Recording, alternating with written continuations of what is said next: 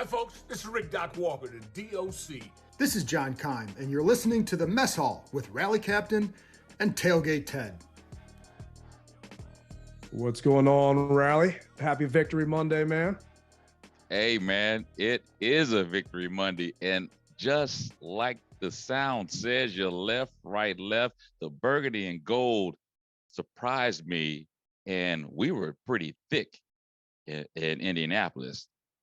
Let's get it, brother. Yeah, man. I saw all the pictures and the tweets, and I was getting text messages from people that were at the fan rally. It was kind of funny, man, because a couple of listeners of ours actually texted our text number asking, where's the rally? Like, I didn't realize, remember back in the day, you could dial 411 for information. Yeah. I guess our text number is the new 411 for anything that goes Commanders, because I got 4 text messages from random people asking where the rally was on Saturday. And then I sent them the flyer through Twitter and just kind of copied and pasted inside there. Those that don't know, peeking behind the curtain, I man the text line back here and I get a chance to reply and see everything going through. And I was just laughing because I check it every once in a while, usually only on show days, but I was in my office and I saw, hey, where's the rally? I'm flying to Indy last minute. I want to meet up with Cap. What's going on? And this and that. And I thought that was awesome, man. I was definitely jealous seeing just the blast you guys had out there. How was it taking time off and actually enjoying a rally for a change? Well, Ted, you have no clue, man, how I was actually able to interact with so many different fans on a more personal level, because when I'm running the rally, obviously I've got to be focused on this and on that. But this was the first time that I was able to sit back, have a drink with a couple people, and just really just chop it up and learn so much more about them as well as them learn about me.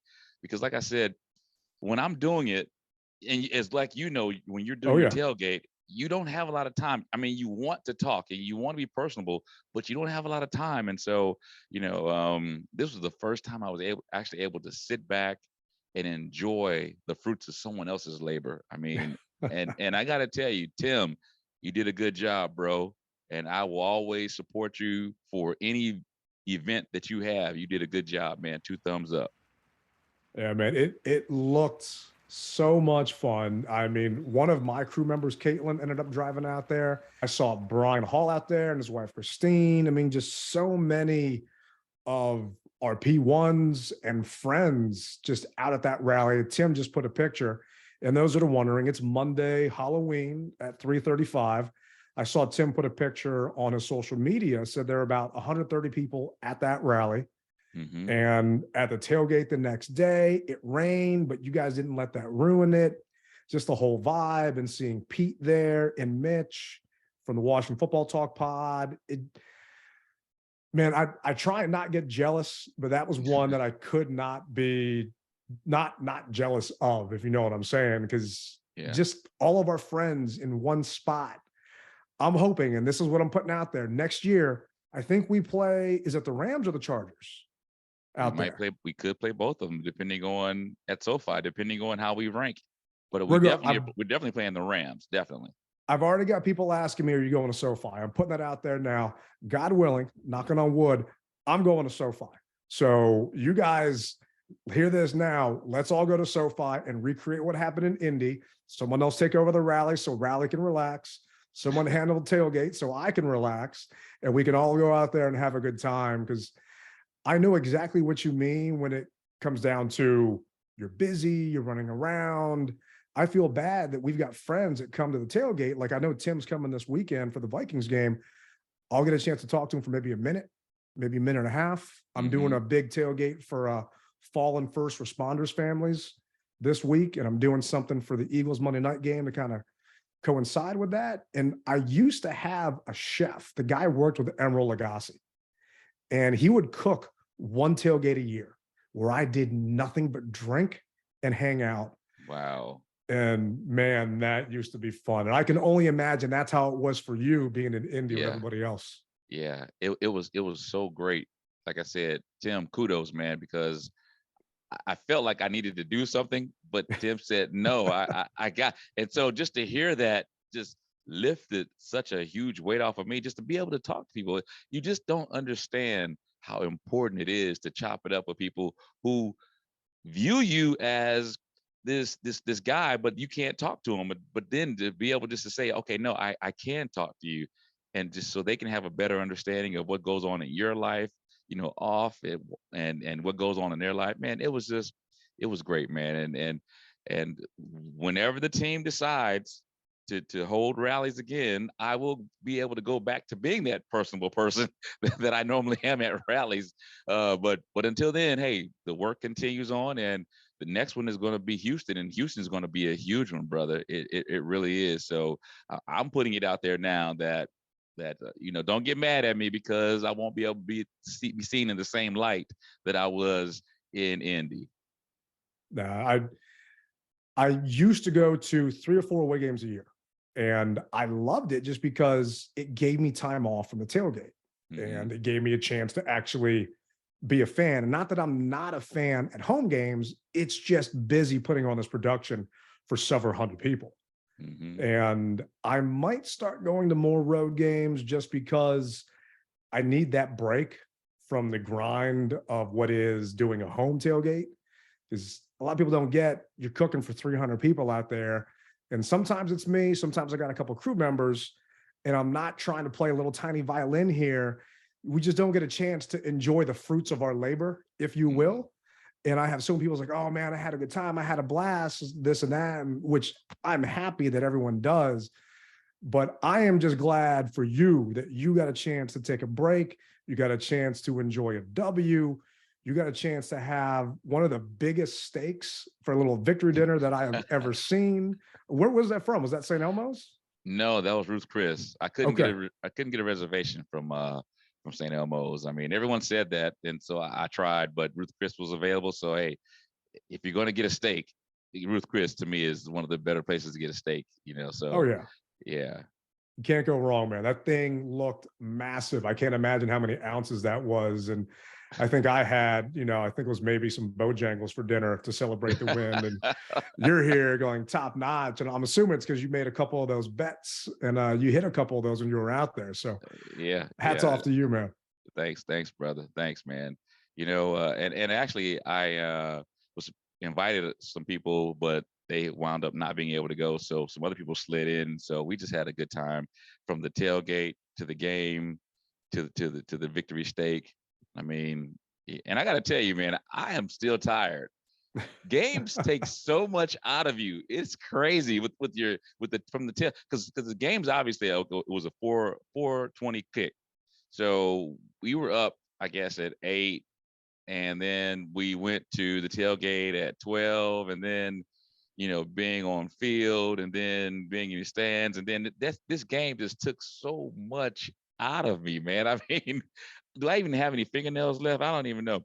But nevertheless, and to be able to win the way we did, it just took so much out. And then afterwards, and plus the other thing is I had a 5:40 a.m. flight. Ooh. Now I did it to myself because you did that in Chicago too. I don't know why you get up that early. Because the earlier the flight, it's been proven, the earlier the flight, the less problems you'll have on your flight. So, and I'm already up for work. My internal clock for work gets up at 2:25. So, I'm already up basically. So just go ahead and keep that mojo going with inside of me. But I'm a little tired today. So, but hey, it's not going to stop me from getting this message out to our viewers and listeners, man, because nothing compares to winning on the road. FedEx Field is great, I always like to win at home, but it's just something about winning on the road that just hats off.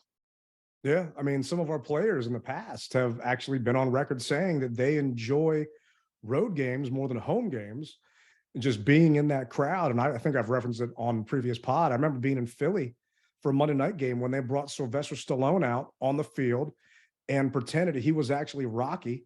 And they bought all the bells and whistles, and we ended up beating them. And there was a Monday Night Football graphic where everybody picked the Eagles.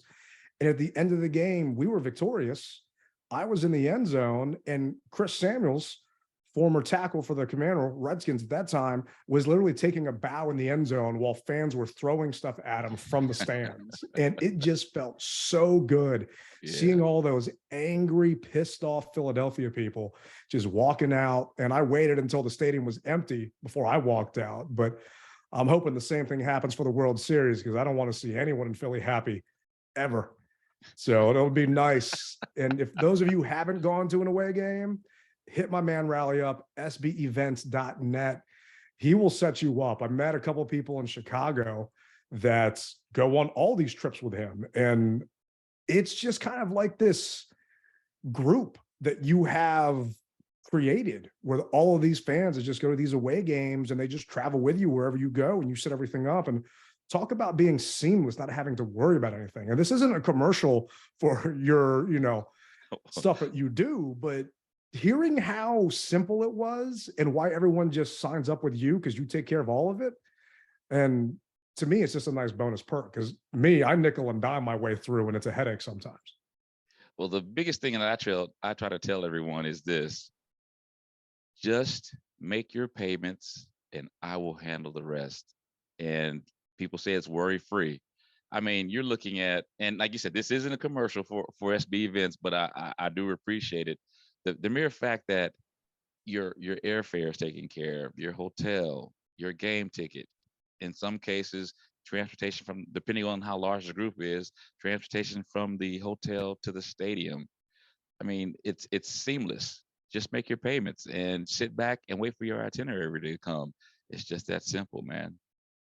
Yeah, I might have to, if I place a couple of bets and get to go rally style, maybe next year out to SoFi. We'll see how it goes. But how is Lucas Oil? I've never been there. It's one of the ones on my list. I mean, how is that stadium being in that dome? This is the second dome we've been in this year. Yeah. Regardless, how was it? It was great. And I can see where Indianapolis patterned themselves behind Chicago. And what I mean by that is almost every timeout or I'd say timeout or ending of a quarter, they had some type of fan activity so that you just weren't, just waiting on. It wasn't any dancers. It was stuff on the big boards that kept you doggone in tune to what was going on. And I like that, man. I mean, there was never a dull spot. And once again, their speaker system was top notch. I'll tell you something offline. And for listeners that are wondering, maybe you can ask me at a tailgate, but I'll tell you offline about a meeting I had with the team and speakers and everything else last week. But I know what you're talking about with those interactive games. And my buddy, Mike Plogger, some of you all might know him. He was the in-game host for the Washington Nationals, and they would host different games during Nats games. And baseball's slow, so you got a lot of time to do that. Mm-hmm. Well, he's now the in-game host for the Washington Capitals. Okay. And the Caps do it too.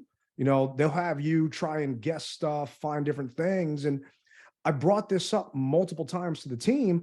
I don't know why they're not doing that at FedEx. The only logical thing I can come up with is they don't have a sponsor for it. They don't have someone that's willing to throw the dollars down to host the game, because I've flat out told them in multiple meetings, why don't you do like a sideline pass like you have during training camp where the quarterback's trying to throw the ball through 3 different little circles? Why don't you do that for us? It happens in college games. It happens at other stadiums. I understand we're not having people kick field goals, but you can do this on the sideline out of the way from everybody else, and it's not going to mess anything up. I don't get it, man. I think that Giant would love to be a sponsor of something like that, or Safeway even, because their grocery store there is Meyer. And they had, like you said, they had like 3 buckets. There was a cart. I'm trying to think about it. There was a cart that had a circle in it, and they had buckets at different yard lines.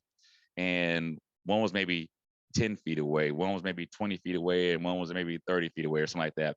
And if you could get one or more, you would win this contest. So it was very, very personable. It was very interactive. I liked it, man. I mean, like I said, there was never a dull moment, and it goes beyond. Don't get me wrong. I'm not trying to take anything away from the cheer squad. I'm not. But the command force. Command Force, yeah. Yeah. Command Force, cheer squad. I know what I'm you mean. I yeah. had they came up on my call with the team as well, but yeah. Okay. Yeah. I'm not trying to take anything away from them, but people like to, like you said, clear them, clear them, let them get on the field, let them throw the football through the hole or whatever it is. Like you said, we're not kicking field goals or anything where somebody can get hurt, but just get them down there. Let's see. It's like basketball. Can you make the halftime shot? Yeah. You like that type of stuff.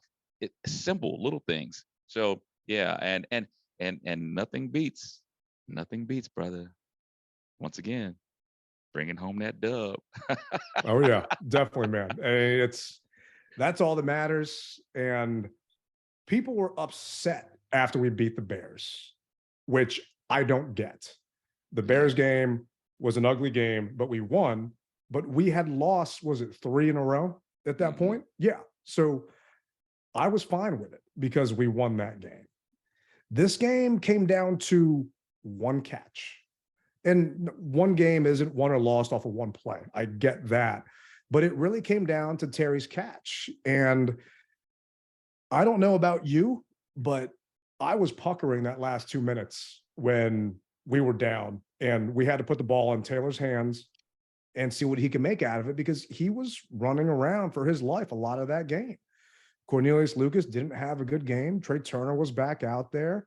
Sadiq Charles missed the game. It was kind of frustrating to see what had happened because the offensive line he had versus the Packers was different this week. And the game plan that the Colts had for Taylor was different than the Packers game plan. And they took advantage of it. And there was a tweet from Sam Fortier from the Washington Post talking about quarterback pressures. In week 1, Carson was pressured, I want to say this is 20% of the time. Week 2, 39.5% of the time.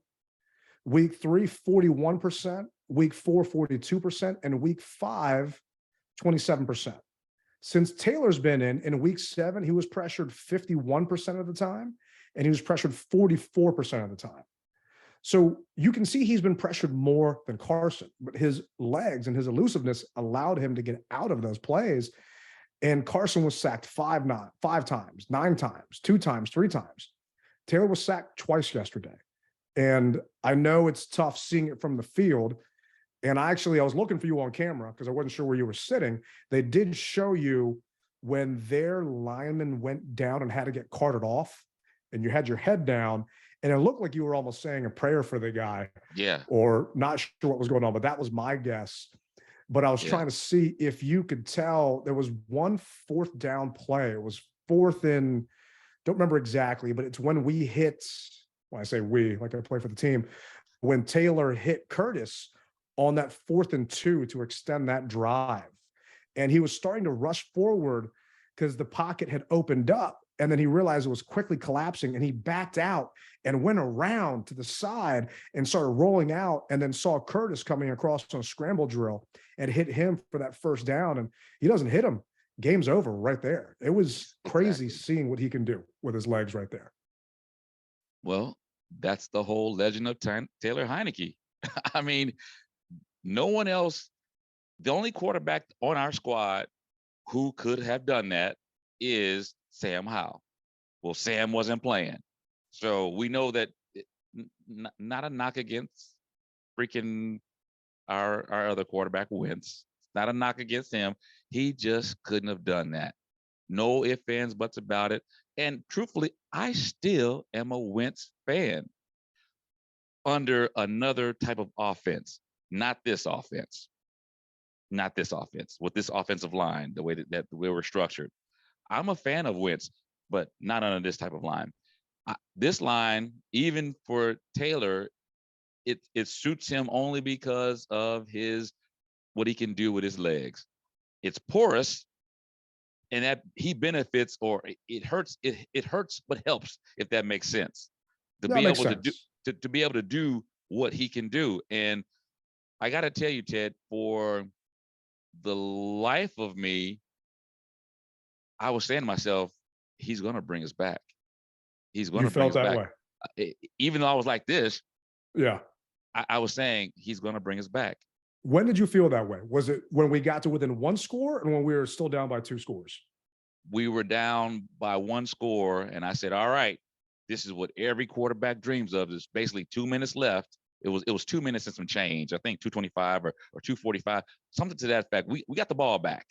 And I said, all right, this is what every quarterback wants, to have a winning drive. Let's do it. And I said, here it is. And then, like you said, we got to 4th down, and he Fourth was and able, one. yeah, Yeah, at that point, that was 4th and 1. J.D. McKissick slipped. slipped. No Yep. one touched him. He slipped on 3rd and 3 and came Mhm. up a yard short. And we got the ball with 2 minutes, 39 seconds left after they had gone up by field goal. And, it was nerve-wracking to see. But when RG3 in 2012, I never felt that we were out of a game because of what he could do with his legs. Yeah. 2:39 left in that game. I didn't feel like Taylor could do it. I did not think he was going to be able to pull it off, just because of how slow the offense was. And I'll play a clip here from Rivera in a second, but the last 2 drives that we had gained more yards than the entire offense the rest of the game. And there's a stat here that Grant Paulson said, Colts went up 17-6 with 11 minutes left to play. The Commanders' offense had been dormant all half, and Heineke became Mahomes for Halloween. The final 2 drives, Heineke was 12 for 14 for 151 yards. The last 2 drives. Wow. He scrambled 4 times for 15 yards. He went 2 for 2 on 4th down. On the first drive where we ended up with a field goal, he was 7 for 9 for 75 yards. And on the second drive, he was 5 for 5 for 76 yards. I did not think that we were going to get that go-ahead TD on that last drive, just because of how slow we started that drive. And I'm thinking, all right, Vegas, who knew? I mean, to have the Commanders be 3-point dogs to a quarterback that hadn't thrown an NFL pass before, and 70% of the money was on the Commanders to win that game. It's like Vegas went, Back to the Future and stole Biff's bet book and knew what the ending was going to be, because they scripted this thing and they were going to cover, and we were just going to lose that game. But I doubted 4, and a lot of other people did, and he ended up proving me wrong. And I'm happy to admit that I was pleasantly surprised that he did it. Now, I felt that he could do it for us. One thing that got me was the interception that he threw. I heard people in the stands, oh, that's why Heineke, da, da, da. And I said, calm down, people. You didn't see his hand get hit to make that ball flutter the way that it did. He doesn't throw lame ducks like that. I mean, his arm may not be the strongest, but he doesn't throw a ball the way that ball came out. And you can just see the trajectory of the ball. But people who were behind me who didn't see it, they were, in a sense, ready to dog him out. And so I said, calm down, because I saw clearly that the ball was hit. And basically, I see that picture that you're pulling up on, for those who are looking at it on YouTube, there's an end zone. I wasn't in the end zone per se. I was like at the 5-yard line. So I was corner end zone. I decided not to sit end zone this trip. I wanted to sit on the corner just to get a different perspective. And partially that's because, so they have end zone seats, obviously. But to me, when you have the suite holders who have the seats in front of you, what I'm talking about? That's horrible. To me, that's not row 1. Yeah. So if I'm at a stadium and I see that, I don't want to sit behind someone if I'm in row 1. So you might as well say that's row 3 or row 4. Yeah. So no, I got you. Yeah. The thing about the interception and I'll go cut it up and put it on our YouTube, he had 4 defenders around him. It's when he got his hand hit, Cam Sims, and I don't understand why he chose to go to Cam on that play. There were just way too many people Comfort. surrounding him. And Comfort, who if you say comfort, I would expect him to throw it to Terry then, not to Cam, because Cam's not his blanket. Terry is. And I get it. It was just frustrating to see, and it didn't cost us the game, but you felt it slipping away. We were never in a lead for this game. We never had that moment where you're thinking, oh, okay, well, we're definitely gonna be able to do this. It felt like we were playing with our food. You sure we didn't have a lead? Wasn't it 7-6? It was 7-6, yes, but we never had. I never felt comfortable. I know what you're saying. Yeah, I but know you what you're never saying. felt like momentum was shifting to our end. These are two evenly matched teams. Yeah. And that's kind of the one sad part about it, is that we're two evenly matched teams, and they had a quarterback that had never thrown a pass in his life before in the NFL. And if Jonathan Taylor didn't come up limp on a couple of his runs, I think we're talking about a different ending today, and we're not celebrating Victory Monday. But that's how the cookie crumbled, and that's all that matters. That's right. Shoulda, woulda, coulda. Doesn't matter, baby. Hey. But this was Rivera talking about Heineke. Football team. And then Taylor Heineke, more passing yards on the final 2 drives of the game than the entire rest of the game. Did you learn or confirm anything about your quarterback in that moment? Other than he was saving it for later. I mean, yeah, again, you got to give credit to the opposing team as well. I mean, they did some good things. They brought the heat inside a couple times, and it's just sometimes it happens that way. Man, okay, I don't want to hear anything. He's saving it for later. That bothers me. At this point in time, I go back to this whole "you're the father goose."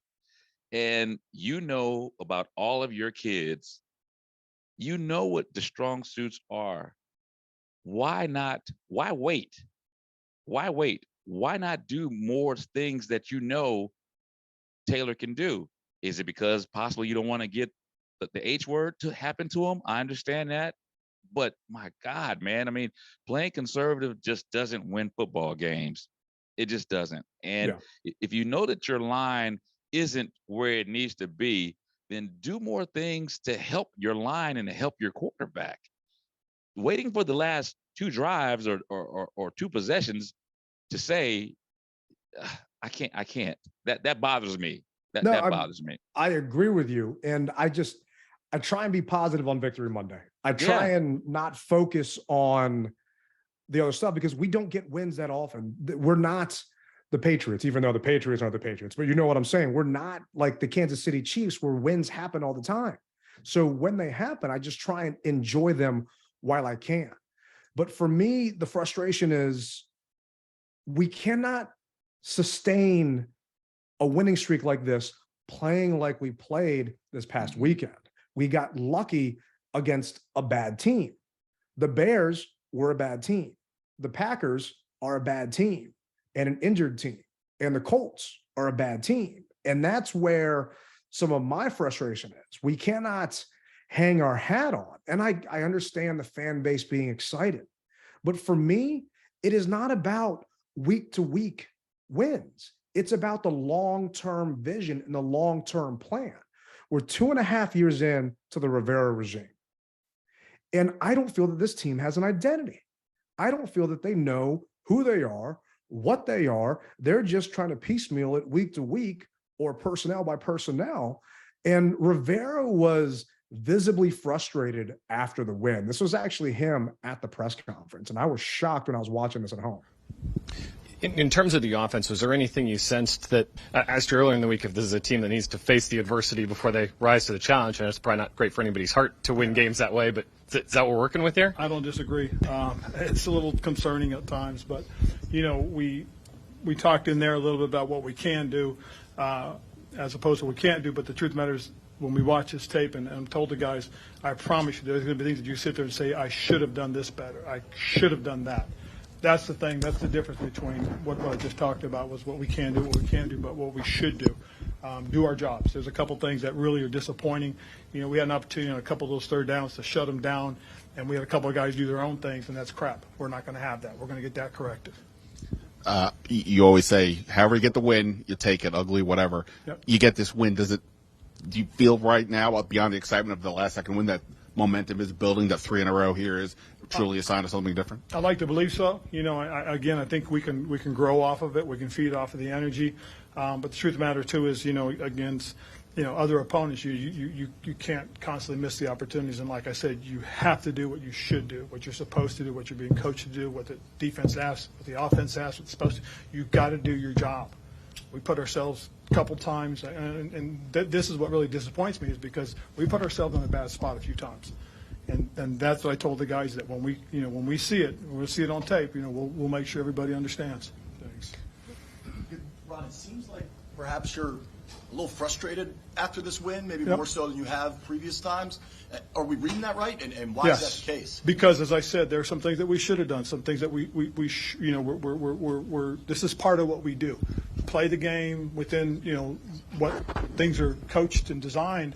And if you do it the way we ask, and we win, they get the glory. Do it the way we ask and we lose, it's my fault, okay? It's on me. But when you do your own thing, you can't do it that way. And that's what, we're trying to stress. We're trying to get these guys to make sure they understand it's important to do it the way we ask because, trust us, it's all part of, coming together as a team. I was shocked to hear Rivera's comments in the presser, but I was actually happy to hear his comments in the presser because you got a lot of fans that are on social media that are yelling and screaming, oh, 3-win streak. Yeah, this is amazing. We're back to 500. Don't get me wrong. You picked him to win this week. I picked him to win this week. Felt like we were going to get this W.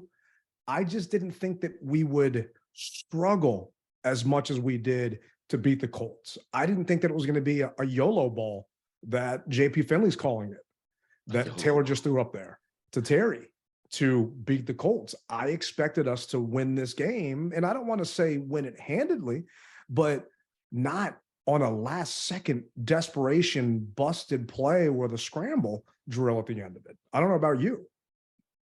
Yeah, I would have wanted to win the game more handily, but that's how the ball bounces sometimes. I mean, how many times has Aaron Rodgers they've been down and he has the last minute to play, 30 seconds to play, and he throws one of those balls to one of those Devontae Adams or whatever have you, whoever his receiving core was, and they win the game. So, I mean, I'm not saying that we're the Green Bay Packers or Heineke is Rodgers, but it happens that way sometimes. Well, he's Rodgers' daddy, but yeah, I got you. Yeah. And so it happens that way sometimes. And so because of it, you got to take it how you get it. And the biggest thing is that I like to hear him say is that when they look at the film, he's going to point them out and say, no, you can't do that. You can't do this. That's what I want to hear. Yeah. That's what I want to hear. Call them out so that you can get better. And when you see it, you do better, because the only way you're going to get better is to call out your mistakes. And you were asking about the stadium experience, right? So forgive me on this. I got to rewind a little bit. All right. And I got to say this. If any FedEx field workers are listening to this podcast or watching this YouTube, I've never heard it, but I'm going to ask you guys not to do what happened to me. So I'm walking, every stadium is different, obviously. I'm walking to look for the ticket office, the will call office. And some are straight in front of you. Some you got to go around the bend. Well, this one you had to walk around almost to the backside of the stadium, all right, off of the main streets. You would think it would be by the main streets, but no, it was like behind the stadium. I didn't know how to get there. So I'm asking one of the attendants or stadium workers, hey, can you tell me how to get to XYZ? And the guy says, I don't give directions to Redskin fans or Commanders fans. And I said, okay, I know you're playing, but tell me how. He goes, I don't give directions to Redskins or Commanders fans. And I said, God dang, man, that's rough, bro. And so I went to a guy basically 10 feet away and asked him where it was. And he says, oh, it's just right around the corner. And I just looked back at that guy because I couldn't believe it. So I've never heard any Commanders fans, attendants, workers do that. But please don't do that. Yeah, that's ridiculous. Your job is to assist. That's what you're there for. And if I had more time, I would have asked for his name and supervisor and the whole 9 yards, because it's not about that. I would have taken his picture. I would have taken his picture and a picture of his name and his ID, and then email the Colts the next day saying, this is what you got going on out there. And it's a teaching moment, and go from there. Hey, people call me a narc, whatever, but to me, that type of experience, it's not welcome anywhere. And there's no excuse for it. And Omar and his wife, I can't remember his wife's name, so forgive me, I'm sorry. They were like, whoa, are you serious? I can't believe that the guy did it. And I said, trust me, I do, because I go to so many stadiums, I do get it. But what happens is they say, I don't give directions. Nah, I'm just playing, man. You go over Yeah. here, do whatever have you, but no, this guy was serious as a heart attack and he would not give me any directions. And I couldn't believe it, man. So Was it Jim Irsay's son? So I just couldn't believe it, man. So I'm sorry to mess up our No, flow, no, but you're good. I had to put that into the whole stadium experience, because other than that, it was a great experience. Even their fans were welcoming and very, very personable. So my apologies, bro. So where were you, jumping back into it, for the catch? Did you see it? Like, could you get like a good view of the catch? No, it was the opposite end zone. Okay, gotcha. Yeah. So that's a little tough. Have you had a chance to watch it back yet I've just seen clips, but as far on as like Twitter? yeah, in game, no. I just basically woke up from a nap. I know I called you earlier to try and talk about Wednesday's show, and I was like, damn, I don't want to call him, but I got to get an answer. Yeah. But I'm watching that play live, obviously, like you were, but I've got a different vantage point because I'm watching it on TV, sitting on the couch, literally just hugging a pillow, freaking out, like, we're going to lose. I can't believe we're going to lose against the Colts. And I didn't get a chance to drive to Virginia to put any money on the Commanders because Sunday was the Marine Corps Marathon, and I live in downtown DC, and I am not dealing with that traffic to get out to Virginia to go place a bet. So I just said, all right, screw it. I'm saving myself some money. Hindsight, I would have actually won a bunch of money if I would have placed a damn bet, but whatever. But this was Taylor talking about that play to Terry. We needed.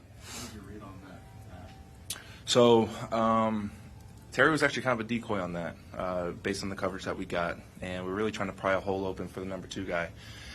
And I wasn't comfortable throwing the number 2 guy. I just couldn't see clearly. He might have been open, maybe not. I don't know. But and then it turned into a scramble drill. And before I got out of the pocket, I kind of saw that the pocket was very clean. So I kind of stood back there and let the receivers do their thing, kind of get open. And I looked back left and I see Terry behind Gilmore, and I said, "Hey, let's give this guy another shot." And he continues to make the plays. So again, Terry's that dude. He's got that dog in him, and again, I'm going to continue to give him opportunities to make big plays. He's sitting back there, and I didn't count how many Mississippis it was, but it felt like forever. It did. And then you're just waiting for him to either take off and run or get stripped and cough the ball up. I was not expecting him to chuck it to Terry, but if you go back and look at it, and we'll put clips of it on our YouTube channel, those of you that want to find it, youtube.com/DMV Mess Hall, Terry basically looks like he's giving up and then realizes that Taylor is scrambling around. And at that point, when you're a wide receiver or just an offensive player that's eligible for a catch, you're taught to run around and get open. You're not running routes anymore. You're just trying to make that connection with your quarterback and get open to a spot where he can just throw that thing. Terry realized that he had the angle and Gilmore was in front of him. So he just literally pirouetted, turned around, did a 180, and just ran towards the end zone. Took off, yeah. And he threw that ball up as far as his little tiny arm could do. And I know, I'm just teasing, but as far as he could throw that thing, I was like, oh, man, this is a touchdown. Tiny Heineke, huh? Okay. Yeah. Oh, yeah, you said it, not me. But, okay, if it was Carson, he would have been sacked. But if it was Carson's arm, he would have been sacked. But if it was Carson's arm on Taylor, then that would have been a touchdown, and we wouldn't have had to stress in the end for that zone. next play in the end zone. Yeah, he just came up short. But this was the media asking Rivera, did he have any doubt? Very well. When that ball goes up, in your mind, is there any doubt who's coming down with it? No. Honestly, I really did believe he was going to get it. I really did, because first of all, I saw him jump early, ahead of Gilmore. And, and Gilmore was the one that was in position. So it was one of those things. I mean, he just made a heck of a football play. And, man, it was a heck of a football play. To see Terry just high point that ball and jump. And Gilmore's no slouch. Oh, no. That guy is a baller. And Terry ended up coming out with 6 for 113. And Gilmore wasn't on him the entire game. There were a couple crossing patterns where Terry was lined up against a linebacker. And, hats off to Scott Turner for calling that, getting him open. But Terry's longest was a 42. He had 8 targets, 6 catches. And I mean, the only thing he was missing was a tutty. But when he went up there and got that ball, I don't care if you were the Incredible Hulk and Terry was fighting him for it. He was taking that ball. He was ripping that out of anybody's hands because he wanted it more. And we talked about it during our preview show. He was my Woodbridge Collectibles player. And part of me was wondering, is he going to waffle with all this pressure on him with 70 family members and his boys and all of his friends he grew up with being out there live? And man, he just stepped up to the occasion and delivered more than any of us could have ever expected. Oh, yeah. Did you think he was going to come down with it when you saw that ball in the air? To be honest with you, Ted, I saw him open, and due to the trajectory of the ball, I was like, oh no, because he had probably a good 7 yards. From my perspective, it may have been close, maybe closer to that, but from my perspective, I said, oh my God, Terry's open. I saw him sprinting, and it looked like he had about 7 yards of a gap. But then, Taylor had to throw the ball, like you said, with all of his might to get to it, and Gilmore closed in on him. But when looking at it, I was like, I said, oh my God, he snatched it. He was like, give me that ball. That's what it felt like. It felt like he just said, just give me that god dang on ball, without those words. But that's what it felt like. And I said, oh my God, he took it. I said, he took it. We are it. The stadium just went crazy, and one of the best feelings in the world. And then I said, punch it in. Matter of fact, I made a video. I saw it, man. I saw it on your Facebook. Actually, Brian Hall tagged me in it. So I saw that after the fact. But yeah, I'm getting goosebumps right now. I'm wearing a hoodie. You can't tell, but I'm getting goosebumps right now just thinking of the play and thinking of that moment. And I can't imagine how good that must have felt being there live in the stands, thinking that this game is slipping away from us. And I mean, it was a YOLO ball. I don't care what you say or anyone says. That was a YOLO ball, and he just let that thing rip. And thank God Terry was there to catch that thing. Yeah, man. It was just a great feeling, And so we, meaning Commander Nation, have been on the opposite side of what the Colts felt. And even though they took the L the way that they did, they were still very personable to me. No different than I would be to them if they were at FedEx Field. You don't like it, but it's sports.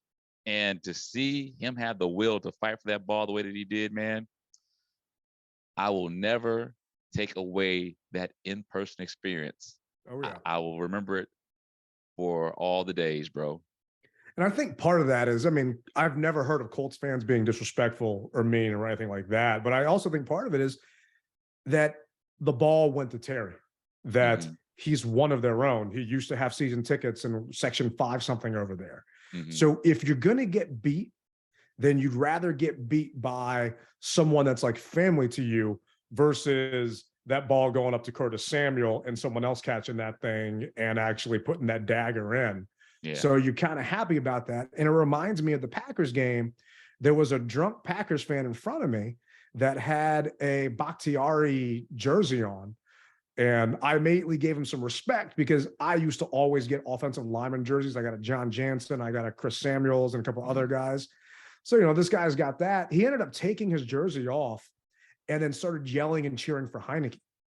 And I don't know if it's because he had too many drinks, because he had a lot of drinks, or if he was just so mad at Aaron Rodgers at that point. But it kind of felt like that because Heineke grew up rooting for them. So in turn, they kind of grew up rooting for him during that game. And I feel like it was that to a degree in Indy, knowing that this was a big homecoming for him.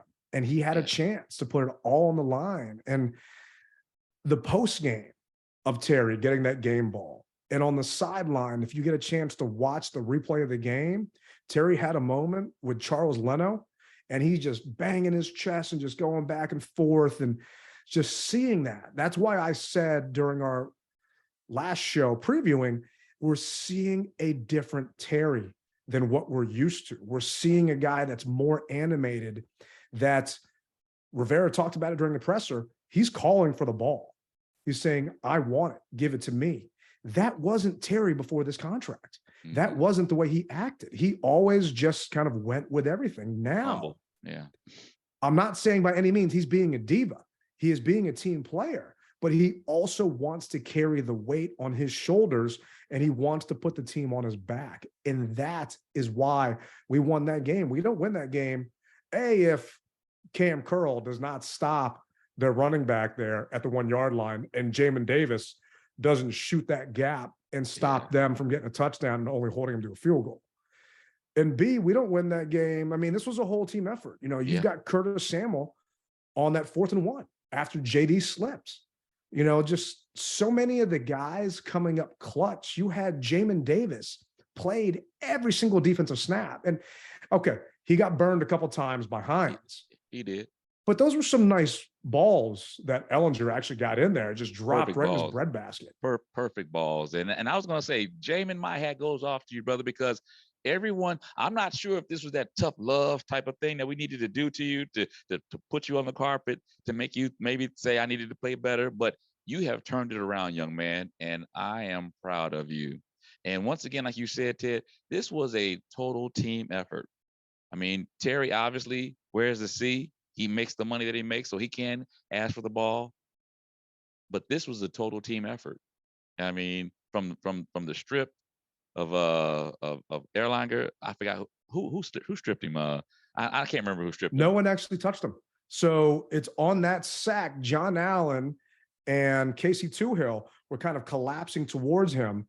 And Ellinger was trying to basically tuck the ball. And I kept looking on the slow motion replay. No one poked it away. He just coughed it up. Okay. And then Big John came up behind him and got a bear hug. And I want to say Duran ended up recovering it. But yeah, Ellinger just coughed it up himself. It was very odd, but I think it would have been out anyway. And I'll put the replay up on the YouTube. But yeah, I was kind of shocked. But I mean, for me, you know, and we're jumping ahead of it, John Allen had a heck of a game. I mean, he was in there constantly. He ended up finishing with 8 tackles, 6 solo, 2 for a loss, 3 quarterback pressures. And I mean, he was just stuffing the run. Our defensive line did a good job of holding Jonathan Taylor to, I think he only had, 76 yards. So they never really got the ground game going. I mean, they busted one long one. Paris Campbell ended up having a 28-yard run on an end around, which was kind of frustrating because I'm thinking, how come our Curtis Samuel end arounds are only going for 8 and 9? Shouldn't have done the same thing, yeah. But they've got guys out there that are blocking. Logan Thomas is not a blocking tight end. He does not do well blocking. He's coming back from a calf problem. And this Scott Turner is to you. Why do you have him out there on those plays where you know you need someone that's going to be able to get some leverage and get that block to seal it? Some extra oomph, yeah. And everybody can run a screen except for the Commanders. It is so frustrating, man. And part of that's because you've got guards that are too slow. You've got tight ends that are just not able to set up the tunnel screens. They're just not getting out there to block. And I think part of that's your personnel, where you've just got the wrong guys in, and these guys aren't interchangeable. Everyone's got a different skill set. So I just kind of wish that Scott Turner would make note of that. When I call this play with this guy in, it doesn't work. So maybe put this other guy in instead, because I don't feel that we're leveraging Armani Rogers well.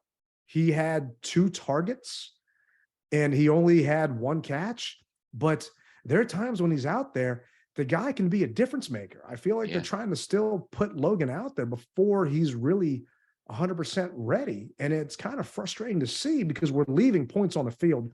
And maybe that's why Rivera was so frustrated, but I'm frustrated knowing that we've got other guys that can step up. And you had Logan play 56% of the snaps. Rodgers played 36. And it would have been nice to see him out there more from my standpoint, because I think that he gives us another element that Logan just can't because he's not there yet. Well, you know, one of the things that we said on our previous pod leading up to this pod, I said, I understand that it's Terry's homecoming. I said, but what I don't want to happen is them force the ball to him to try to make a statement. And there was one time I think that he did, and I was like, no, we don't want that. I can't remember. Like you say, when you're watching it live, it's bang, bang, bang, bang, bang, bang, bang. And you got so many things that go on. But it seemed like one time he tried to really, early on, he tried to force the ball to Terry. And I said, no, don't start that. Don't start that trying to make a statement game because of Terry. I'm happy that they stopped and he was able to win the game at the end. But in the beginning, there were a couple plays I felt that he tried to force the ball to Terry, and I was like, no, man, don't do that. So Yeah, but I mean, when it mattered and when it counted, Yep. Terry made that catch. And this is actually Terry talking about what happened on that play. Can you walk us through the catch? Just Yeah. what you saw and everything? Yeah, it was a normal concept that we run, and I was backside with Stephon Gilmore, and he's an unbelievable player. I have a lot of respect for him. And a few plays before that on a scramble drill, I got loose on him, and Taylor threw it to the right, and scramble drill, you just want to be available for your quarterback. And I kind of have a feel when he's going to start extending the play. And, on this particular play on the catch, I kind of did like a pirouette around Gilmore, and I got loose. And Taylor saw me, and he just gave me a chance for the ball. And, I had a lot of confidence I was going to come down with that ball. And it was just a great overall play, but from the O-line to Taylor just giving me a chance. And, it's kind of cool to be able to make that kind of play when earlier in my football career in college and stuff, I struggled with contested catches, and to be in a position where I'm able to make the play for the team again, I'm thankful, and it just makes me more eager to continue to work and get better. Just knowing that with Taylor out there, a play's never dead. And I think that's part of why, they love him in this offense. His teammates love him because he never gives up. And I remember Tress Way talking about after that Packers win, he looked at Taylor's jersey and said his body started to ache, seeing how dirty it was and how beat up it was, because Taylor gives it his all. And he runs out there and he sacrifices himself and he does whatever he can to get that W. And he's got this locker room. Yeah, he definitely does. And RG3 joins the Sports Junkies every Monday morning to talk about it. This is actually a clip of Robert talking about whose team this is. Your guy's been, in the film room and work with coaches. What do you think the coaches see with Taylor Heineke? Like, is it going to be Taylor Heineke moving forward? Has Carson Wentz lost his job? How do you see this playing out?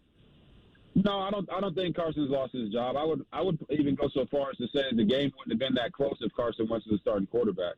Now, I know that's not the popular thing, and it's Victory Monday, and I'm celebrating with everybody else. But most quarterbacks in the league probably got pulled early in that game for the way that Heineke was playing. The interception was bad. The offense wasn't really moving the football. I even saw some fans talking about how Sam Howell should be in the game. Right. So I just think that Heineke has a special spot in Ron Rivera's heart, and he continues to prove him right, at the end of games.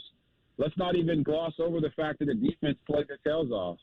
I know it was against the Colts, who haven't really been themselves this year, or should I say themselves from last year with Jonathan Taylor, and they've got Sam Ehlinger starting at quarterback. But listen, Daron Payne and the gang up front did their job. They got after the QB. They kept it a low-scoring game to give the offense a chance to get going, and that's the way it is for me. Like, just ride this wave out as long as you possibly can. You see the reaction from the team. They absolutely love Taylor Heineke. He's their guy. He's one of their guys, and you just see the reaction, right? But I don't think Wentz has lost it. I don't think Wentz is not their guy. I just think they're happy and excited for Taylor Heineke to be going out there and leading them to a victory. Everybody loves to win. And right now, that's what they're doing. If Heineke goes out there and throws 4 touchdown passes in the next game, maybe I'd sit here and say, hey, it's his job. But right now, with a touchdown and a pick, the game-winning drive feels great, but it's still Carson Wentz's team. What do you think? Whose team is this? Now, keep in mind, Carson's out until the Texans game. That's the first game he is eligible to come back. Well, let me say this, Ted. All right. So I love RG3. No doubt about it. There are a lot of things some things I agree with, but there are a lot of things I disagree. One of the things I disagree with is this. Yes, it is Carson's team. However, when Carson was screwing up, you didn't pull him. So why are you going to pull Heineke to put Howe in just because he screwed up? I don't want to hear that, because otherwise, to me, with that same logic, when Carson was screwed up, then Heineke should have been brought in, but he didn't. So I think that everything happens for a reason. And if Taylor continues to have the hot hand, he's going to be the quarterback. Unless he has some unforeseen I word. And I'm not even going to mention it, but you can imagine what I'm talking about. If he doesn't have that, this is going to be his team. I look, while I'm looking at the game, I look at players' body language, and I've told you this before. I see different body language with Heineke in versus Carson. And maybe the guys don't even realize they're doing it.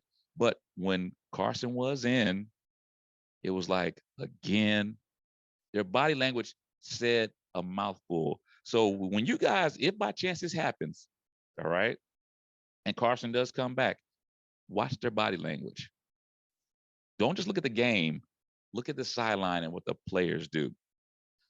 I saw a lot of this. And for those who are watching, you'll be able to understand exactly what I'm saying. For those who aren't, you may be able to get a sense. Shoulders slump, head down, shaking your head. I saw a lot of that. Now, they know that Carson is QB1. We know that. But at the same time, we always hear, if you have lost the locker room, you've lost your command on the field. And that's what I see, Ted. I'm not knocking them. I'm just telling you what I see. No, I hear you. And the thing is, everything you said, I agree with, other than Taylor's lighting it up. And you didn't say Taylor's lighting it up, but he's doing well. He's not doing well. If you look at the stats, he's getting the job done, Ted. He's getting the W, yes. But at a certain point, your luck is going to run out. He was 20 of 33 for 201 yards, 2 touchdowns, and a pick versus the Packers with a 38.2 QBR. If you look at those stats and you don't look at the wins or the loss, you think that quarterback had a bad game, right? Okay. 23 of 31 for 279 yards, a touchdown, and an INT with a QBR of 55. If I'm looking at that stat, I'm not thinking that quarterback is kicking ass and winning us that game based upon the QBR. Well, that's why you got to look outside. You got to look outside stats. You got to look outside that. And I understand they're congruent. I got it. But you got to look past that at some point in time. And stats only tell you one side of the game. Agreed. Yeah. So figures lie, liars figure. I got it. I agree with you that you go with the hot hand. The thing is, Taylor doesn't have a hot hand. His hand is lukewarm.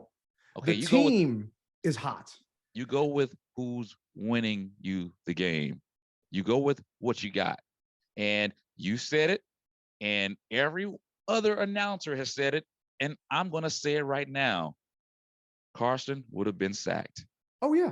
He would have been sitting down. He would have gotten knocked out of that game. It wouldn't surprise me. With this offensive line, they did Carson a disservice by bringing him here and not giving him an offensive line. Yes. We've talked about it ad nauseum. The roster construction that they have made here is built for Taylor because your offensive line has more holes than Swiss cheese. Yeah. So Carson cannot succeed behind this offensive line. I don't want to see Carson back out there. I am worried that we will see him back out there because realistically, we've got the Vikings and we've got the Eagles. I don't think we're going to win both of those games, and we'll be lucky if we split those games. So I'm already saying split. Okay, well, I'm assuming you're thinking we're going to beat the Vikings this week because no, we're going to go to Philadelphia and beat the Eagles. I'm calling that with lack of sleep. That's why you're saying that. But Monday Night Football in Philly against the Eagles that are 7-0 right now, I'm calling that an L, assuming something catastrophic doesn't happen to Jalen Hurts or AJ Brown or something like that. I hope I'm Jack- wrong, man. Any given Jack- Sunday. Jack the Giant Slayer, baby. Bring it on. Hey, well, we'll put a bet down on that one too. But I don't want to see Carson back out there because I feel that we have seen what Carson can do with this system and with this roster. So if Heineke does get pulled down the road, I want him pulled for Howell. I don't want to see him pulled because he has the locker room. I am just concerned that they have this sunk investment cost in Wentz that's $28 million, that they want to make sure that that contract next year, which they've got a parachute to get out of, is the right thing to do. Or do they need to give him more? Taylor has the locker room. He's got all those guys out there believing. That's why the body language that you keep talking about is so positive. And that's why the fan base is actually excited and happy right now, because Carson, you saw a statue there, and he would have gotten benched eventually if he didn't get hurt. The thing is, you got RG3 and others that are thinking when Carson's back, you don't lose your job to injury.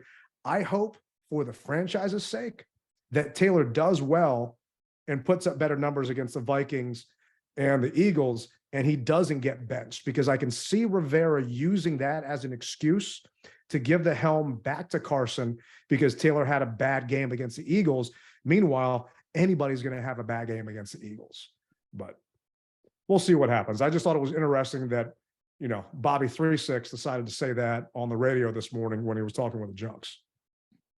I disagree. We know it's Carson's team, no doubt about it. No one's ever said it wasn't. But at this juncture, it's Heineke's team, and it's Heineke's team to lose. And to be honest with you, Ted, I honestly believe, looking back, that it should have stayed Heineke's team and let Carson prove himself. And I know that's going against the grain, but I'm looking at it now. Zero chance. $28 million versus $2 million. I hear you. I know. I'm saying that they could have looked at another option other than Carson. But hey, that's all water underneath the bridge. Well, we are where we are, and he's our quarterback for right now. And as long as he has the hot hand, and okay, so here's the other thing. We know that Heineke is going to make Heineke problems or Heineke interceptions or whatever you want to call it. He's good for one pick a game. Let's be realistic. He started 15 games. He's good for one pick a game. So he got his one pick out of the way. There it is. So if you know that's what he's about, you deal with it. But you also know what Carson's about. He's good for about 7 sacks a game or more. Yeah. You just can't have that. You pick your poison. Yeah. At some point in time, you've got to say no more. That's the whole reason why they brought I can't pronounce the guy's name. Ellinger in. What's his name wasn't hurt that bad. Yeah, he had a separated shoulder, but it's not that. It's the fact that they surpassed Nick Foles to go to Ellinger. Ellinger was their QB3, Foles is 2, and they just said, screw it. Even though they were just one game behind the division, they wanted to see what they had. So, I get it. And this isn't a knock on Heineke or a knock on Wentz. I just want to see competitive football. And we were not watching it when Carson was out there because he's a statue. And the offensive line isn't miraculously going to get better when Carson's finger gets better. So if Taylor gives us a better chance to win, and he gives those guys in the locker room a better chance, and he's making it fun, these games definitely, make your blood pressure go up, maybe give you a heart attack, but they're fun. We'll see if the fun continues the next 2 weeks. And I think that's why Rivera was so frustrated after the win, because we made this game closer than it should have been, and we potentially gave it away. And I want to say it was the first time since that Monday Night Miracle that we were down by 2 scores and ended up coming back and winning a game. Yeah, in the first quarter, since that September 19th, 2005 at Dallas. So we can't hang our hat on that long term, but I'm going to enjoy it for now. And we asked some of our listeners, who gets your rally chain? And Reggie from North Carolina chimed in, said, hey fellas, happy Victory Monday. who gets the rally chain, I'd say split it 4 ways. 25% to Payne, 25% to Curl, 25% to Defoe, 25 to Curtis. They had critical plays to secure the dub. As always, hail. I'm surprised he didn't say Terry in there. Maybe because Terry was the obvious one, but that's not a bad list to give it to those guys. Because if Defoe doesn't knock that ball out on that tackle, which was just such a picture-perfect tackle, put his head right in there, right where the ball was, popped it right out. And if Curtis Samuel doesn't convert those 4th downs, we're talking about a different ball game. I might have switched out Payne for Allen, but that's just because I'm an Allen fan and I felt he had a bigger impact on the game. And I love to see the Pro Football Focus numbers on their grades. But I'm right there with you, Reggie. I mean, if we could split this rally chain up and give everybody a part of it, those guys are definitely on the list. Oh, yeah, I agree with you. We had another message here from Raphael, and I have not read this one yet. So bear with me, saying all rally chains go to the defensive line and the offensive line for this win. Without them, we would be hurting. But like I said, it was easy win for our quarterback. He had 22 seconds left to beat the clock to win. Well, let's see what the Vikings on Sunday as a super underdogs. We win 2 this time, 40 seconds left on the clock, 21-23, Commanders win again. And Raphael, I don't know if you've got a phone that doesn't have keys on it when you're texting. Leave us a voicemail, because that might be a little bit easier to translate through here, or you're texting when you're driving using voice speech. But we do appreciate you chiming in. And I'm not going to give a score for the Vikings game. I also personally am not giving our offensive line a rally chain. That's just me. It's your chain to give out. And if you think the line deserves it, I'm thinking maybe they're paying you or they got your Venmo. But hey, you do you, bro. Yeah, no, I offensive line. We've got a long way to go before they can get one just yet. Collectively, I mean, that's just how it is. Yeah, they definitely had some work that they need to do and things they need to work on this week. And maybe Sam Cosmi comes back. But you know who might come back? Let me play this for you. I know we ask you every Monday, but is this the week for Chase Young?